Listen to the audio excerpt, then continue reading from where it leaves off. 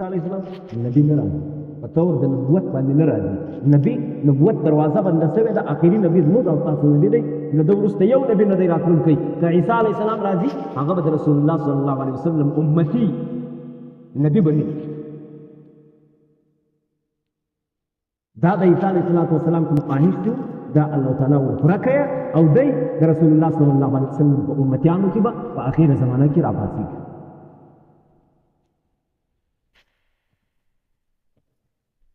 یو حدیث کې راځي رسول الله صلی الله علیه وسلم فرمایي وای الله تعالی و ټولو انبیاو ته د یوې دعا اختیار ورکړی ده چې ته یوه دعا وغواړئ دې قبلوئ ټولو نبیانو خپله دعا وغوښته الله تعالی قبول کړه صحابه ورته ناست دي هغه ورته وایي یا رسول الله تا کومه دعا له الله تعالی څخه غوښتې ده چې الله تعالی قبله کړې ګورئ دا تر دې درته وایم چې موږ او تاسو د رسول الله صلی الله علیه وسلم په امت کې یو دا ډېره د افتخار خبره ده ډېر غټ نعمت ده دا د الله د جنت رسول الله صلی الله علیه وسلم په جواب کې ورته وایي صحابو وایي ما دعا نه ده غوښتې ما خپله دعا آخرت ته ساتلې په آخرت کې به زه له الله جل شانه څخه دعا غواړم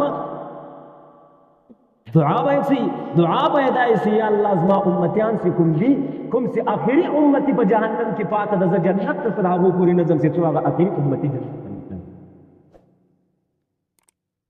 دا د رسول الله صلی الله علیه وسلم د امتي کېدو ګټه ده که هر څومره ما ورته جهنم ته ولاړ شو خالدین نه یو پکې انشاءالله همیشه اوسېدونکي نه یو په جهنم کې یو وخت نه یو وخت کې به راوځو راباسې به مو هم څوک خپل سردار به مقامات رسول الله صلی الله علیه وسلم ولاړ به پر میدان باندې یا الله زه جنت ته نه ځم زما یو امتي پات چې هغه امتي هر کله راووتی جنت ته ولاړی بیا به رسول الله صلی الله علیه وسلم ځي جنت دا یو عالم په اړه باندې راځي ما ته ډېر خوند راکوي چې دغه عالم خبره و یو وخت کې پر لارې باندې روان و دغه عالم په لاس کې یو چیني کڅوړه وله نو والله اعلم څه روپۍ پکښې دي څه هر څه پکښې دي یا د کور راشن ده پر لارې باندې روان ده پر څنګ باندې یو سړی ورسره تېرېږي هغه امنه ورباندې وکړه دا کڅوړه یې ځینې غلا کړه منډې هغسې څه مخته ولاړه له ځان سره یې چورت ووهلی چې دا شی مې ځینې راغلا کوي دغه مسلمان به په کار و ضروري شی به وي ته راځه بېرته یې واخله هغله چې بېرته ورته راوړی دغه عالم ته هغه کڅوړه یې ورته ونیول وایي ته ما معاف که ما ته بخښه وکړه د عالم په جواب کې ورته وایي تاسې څنګه زما پر کڅوړه باندې امده وکړه پر هغه ځای باندې ما الله تعالی ته وویل مولیا الله دا زما لخوا بخښه دا هغه ورته وایي څنګه د دی زر معاف کړم دونه زر عفو خو بیخي ما په تاریخ کې نه ده اورېدلی چې چا دې څوک دونه زر معاف کړی تا ته څنګه دی زر معاف کړم ولې څه وجه ده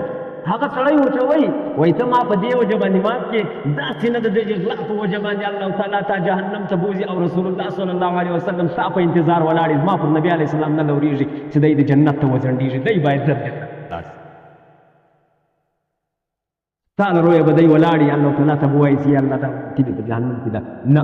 ته معاف یې چې ته جنت ته وختي ولاړ ته ښه ده په دې خاطر چې رسول الله صلی الله علیه وسلم زر جنت ته ولاړ چې ستا له وجې ونه ځنډېږي که ستا له وجې وځنډېدی دا داسې ده نه چې زما له وجې وځنډېدی ځکه چې ما ته نه یم وإن تعدوا نعمة الله لا تحصوها که نعمتونه د الله تعالی هر څونه شمار کوي لا تحصوها نیسي پرکولی نیسي حساب دا خو هغه نعمتونه دي چې د دغو ذکر شاه ولی الله محدث دهلوي رحم الله په طور د غټو نعمتو کړی ده په دغو نعمتو کې یو بل غټ نعمت د علم ده چې الله تعالی او علماو ته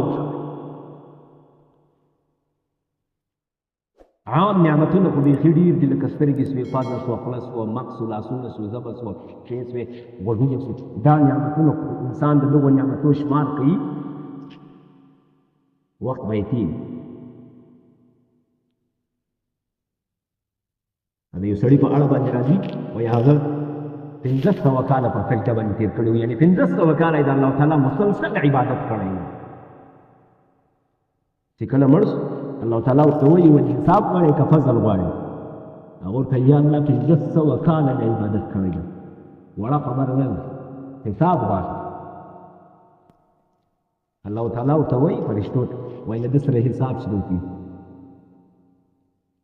له سترګو سره یې ورشروع کړي د یوې سترګې حساب سره شروع شو نو د یوې سترګې د حساب لا نه و ختم شوی د 1500 کلونو عبادت ختم شو